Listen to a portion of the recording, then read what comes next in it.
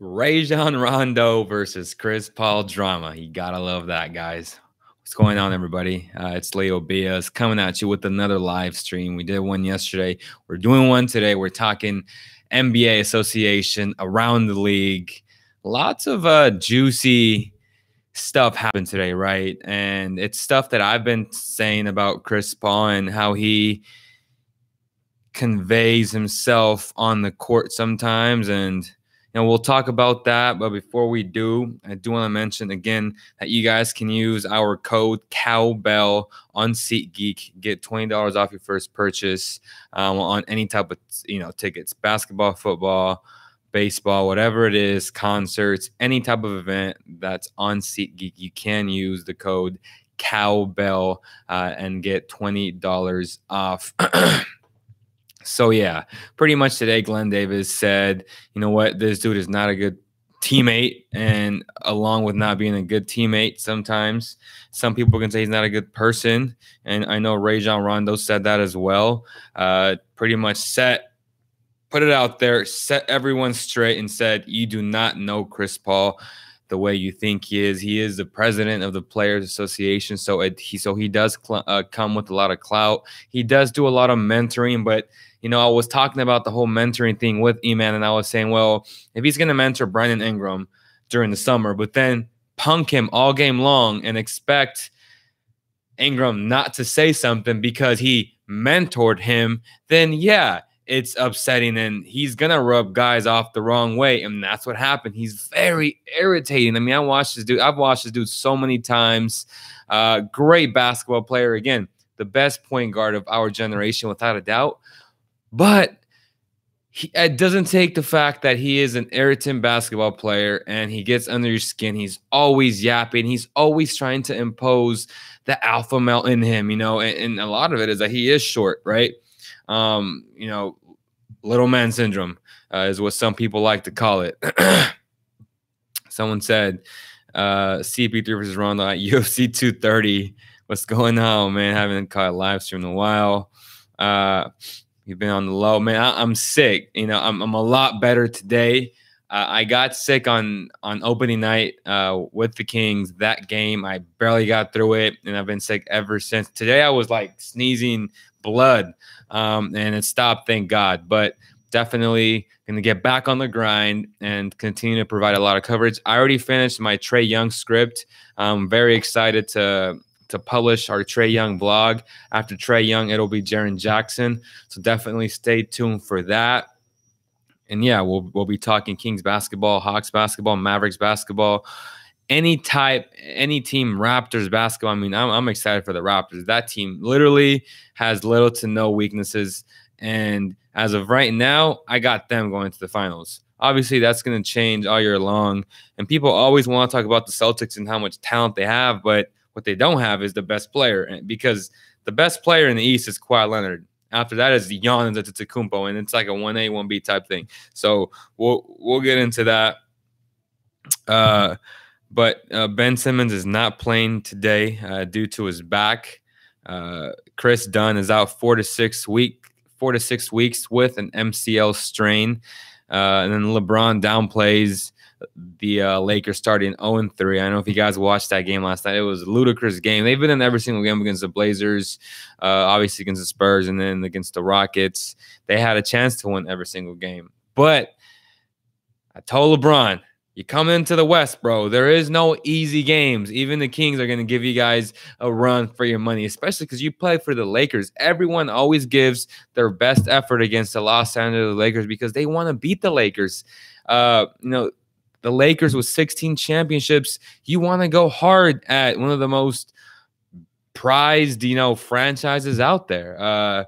So anytime you're LeBron and you're the Lakers and you combine those two things, guys will give you their best every single night. And don't expect things to get easy, LeBron, because the West doesn't play games.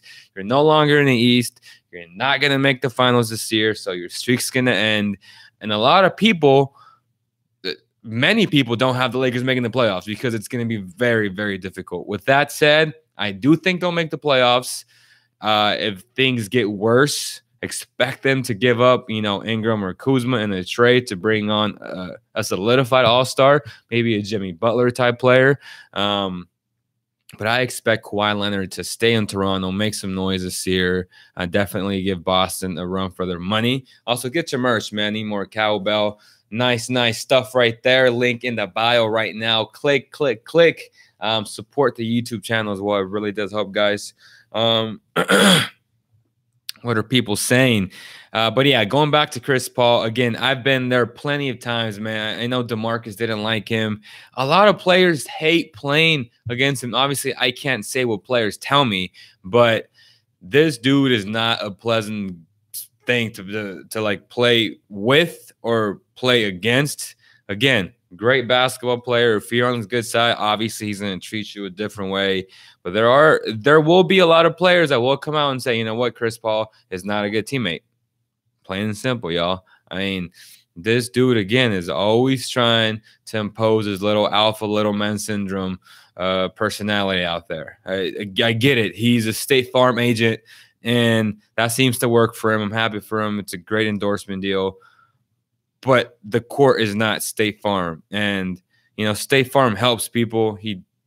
I guess he does that during the offseason, but in game, he tends not to help anybody, and he makes things worse on the court. But the Kings do play the Nuggets today. The Sixers play the Pistons today. The Clippers play the Pelicans today. So lots of good games on the board. The Kings at 1-2, the Nuggets at 3-0, the Sixers at 2-1, the Pistons at 2-0, surprisingly.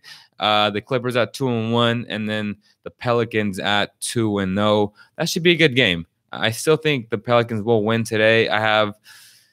It's tough. Without Ben Simmons, the Sixers are just a different team. Obviously, losing Marco Bellinelli and Ilyasova really hurt them in the depth of that team. Markelle Fultz needs to step up and just shoot the ball. I mean, a lot like Lonzo Ball, you just got to shoot the ball, and credit to Lonzo Ball. He changed his shot a little bit, but it doesn't matter. It's still ugly, but if he can shoot the ball with confidence, then yeah, he will be fine. Last night, he was shooting the ball well. He airballed, I think, the first 2 games at least once, but he came back. He kept shooting the ball, and if you go 4 for 6 and one of them is an airball, who cares? I would love for Lonzo and for Fox and for all these guys who are not considered shooters to shoot 4 of 6, 4 of 7, 4 of 8, 4 of 9 from three-point line every single night. That's a win. That is a win. Can't believe the Lakers are 0-3, not complaining. Who's on the Nuggets? Barton IT. So Barton IT and Porter are out today. Bron, did you have an easy path to the finals in the East? True. Do the Nuggets hold the Kings to under 100 points today? I don't think they will. I think the Nuggets will score 120 and the Kings will score like 110. Honestly, it's going to be around there. Bron, I just feel like the pace that the Kings play, the Kings dictate the style of play. And I do believe that the Nuggets have enough firepower to beat the Kings at their own game, if that makes any sense. Even though they're considered, you can't really take that back. You can't really consider anybody a defensive team or an offensive team as of right now, because everyone's scoring a lot of points, right? So those averages will come down, just like every other player who's averaging 20 points right now, 20 to 30 points. All those averages will even out, and the great players will continue to score 20+ as far as great scorers. And then you have the guys that are averaging 10 assists, 8 assists, 7 assists. So a lot of these averages are up right now because it's only been 3 games, 4 games tops. No, I think it's only been 3 games, as a matter of fact, for everybody. But yeah, today the Nuggets and the Kings playing game number 4. So definitely looking forward to that game tomorrow. Jaren Jackson, my guy, my number 2 overall prospect in the 2018 NBA class, is showing up to Sacramento. So definitely, we're going to cover him and get a lot of B-roll shots of him. Memphis Grizzlies won last night against the Utah Jazz in Utah. Big-time win. Mike Conley, Marc Gasol, Jaren Jackson, them boys did a great job last night. Cost me money, but, they won. So you got to give them credit. Definitely had the Jazz winning that game yesterday, but they fell a little bit short. You know, he lost and ended up losing by 8 points. But it is what it is. What's up, man? Checking in from Louisiana. What's up, Don Mitchell? Shout out to you, my man. Appreciate you. I love the way Fox is playing. Huge improvement from last year, no doubt. He has improved. And if he can average 27, I mean, those are all-star type numbers. I don't think he will. You know, 18-7, 18-6 is more realistic. But if he does average 20-7, then I'd be ecstatic. Really happy for that. Mike Malone looking good as a Nuggets head coach. He just got extended. Congrats to Michael Malone. I like what I see from Willie. Him and Jokic should be fun. You like what you've seen from Willie in the first 3 games, no doubt. I love what I've seen from Belitza, no doubt. I like what I'm seeing from Marvin Bagley. You know, some people love to call me a hater. I don't think I'm that. I'm far from it. Again, I've been very adamant about the Kings drafting him. But at the same time, I've also said I've liked how he has performed. And I love the 2018 NBA draft class. So that's that, right? And yeah, Luka Doncic won game number 2 yesterday.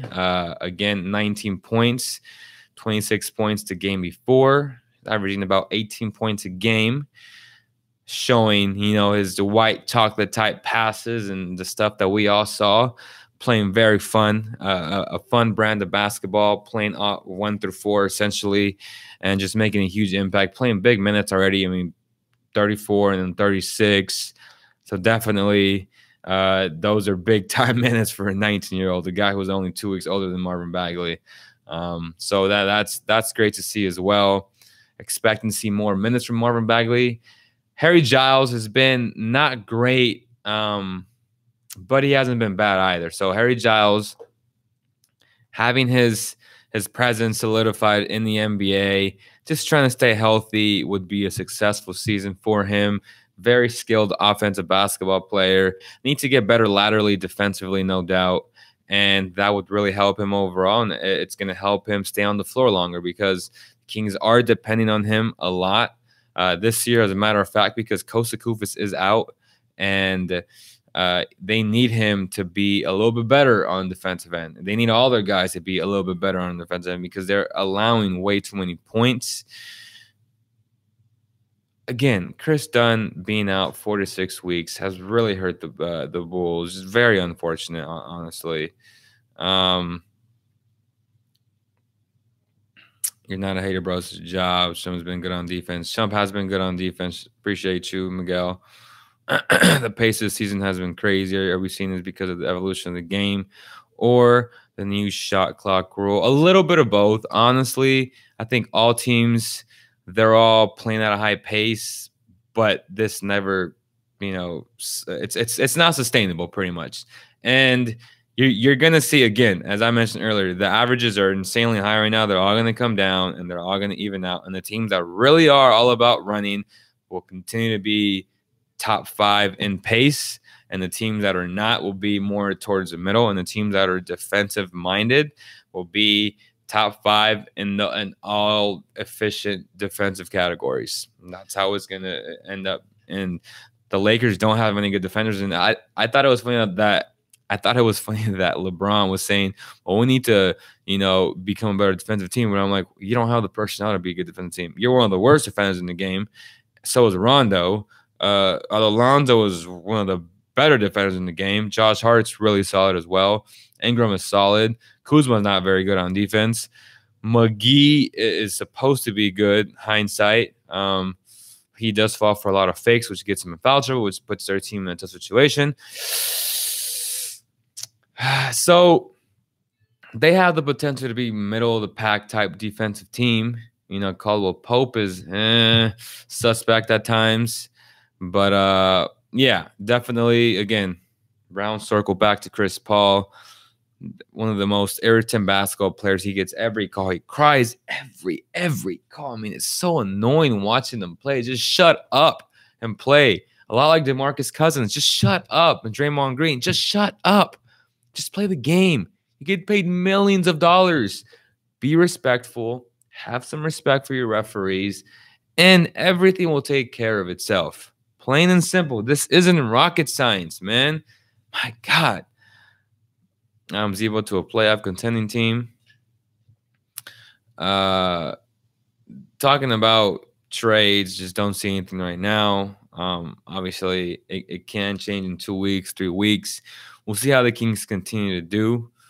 I was hoping Scout would improve his game, not just in weight, but put it in the muscle. Well, he hasn't gotten playing time.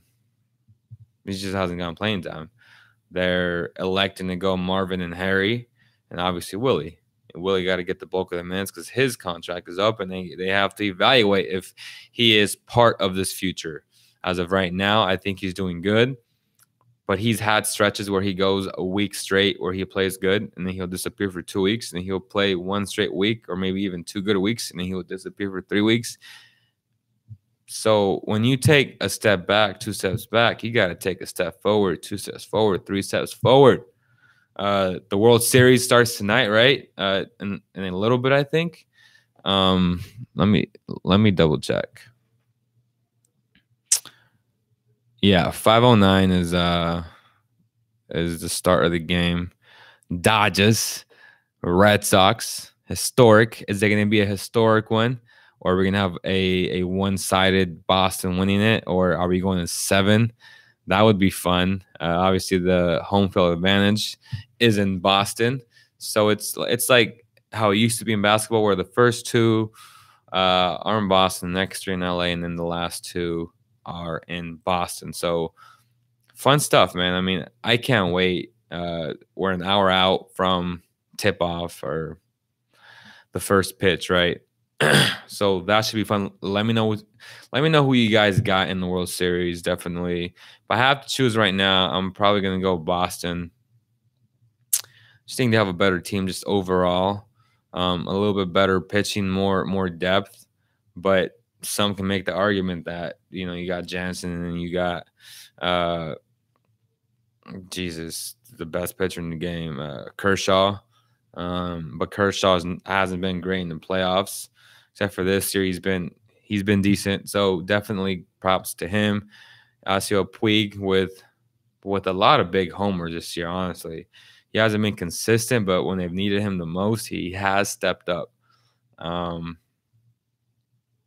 Kershaw will start today, so that should be fun. And he ended up closing the game out, Game 7 against the Brewers. That was fun to watch as well. I'd pay Willie around $7 to $8 million. Yeah, but he's going to require about $14 million. I know. I think we get picks next year instead of a player unless it's a star. I was hoping Scout, and then Boston 6 games. Boston 6 games. Top 3 candidates for most improved player. Way too early to say. Again, you can't. If I would give you top 3 candidates, I'd be lying to you. Like, I would be lying to you. I watch so many teams every single day, and there's a lot of good players out there. But again, it's all going to even out right now. Everyone's playing well. Even the bad teams are playing well. Again, and I consider the Kings a bad team until they prove otherwise. So not taking away from the victory. You should be excited. I'm excited. But hindsight, objective hat, not a Kings fan, even though we are going to give this hat away soon. It's pretty nice. And I have obviously a Kings bottle, but they are a bad team. They are a really bad team. So that's that. Until they prove otherwise, then I won't call them a bad team.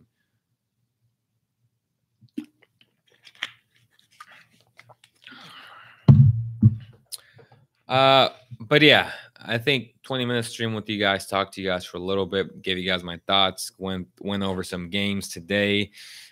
Maybe I might go live after the game and talk about the end results of all the games. That should be fun. Call me crazy, but I think Marvin Bagley will probably get us Willie. Kelly Oubre be a smart move in free agency. I'm not very high on him, honestly. I don't like him. I just don't. I just think he's so inconsistent on so many levels. I mean, he's good defensively, but I need him to be able to shoot the ball. Otto Porter, different story. Love Otto, but Kelly, I'm not going.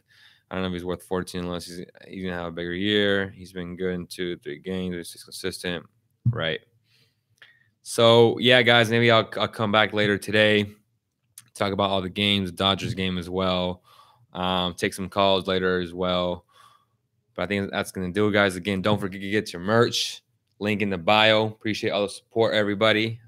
We'll be doing more giveaways. I had this meeting today with this artist, local artist who does shoes.